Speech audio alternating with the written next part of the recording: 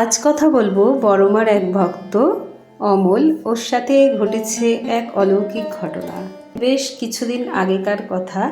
কলকাতা থেকে আসার সময় প্যান্টের পকেটে ও আলমারির চাবিটা রেখে দেয়। ও এসে প্যান্ট কাচতে দিয়ে দিয়েছিল, আর চাবির কথা মনেই নেই। তার পরের দিন দুপুরে হঠাৎ করে তার মনে পড়লো চাবিটা কোথায় রেখেছি, কিন্তু কোথাও চাবিটা খুঁজে পাচ্ছিল না। সেই সময় মনে তো চিন্তা হচ্ছে, তখন ও ঠাকুর ঘরে বড়মার একটা ছবি আছে, সেখানে বড়মার দিকে তাকিয়ে বড়মাকে মনের কথা জানালো, চাবিটা তুমি যেভাবে হোক খুঁজে দাও মা। তখন বড়মার দিকে তাকিয়ে হঠাৎ করে মনে পড়ে গেল যে প্যান্টের পকেটে তো চাবিটা রাখা আছে।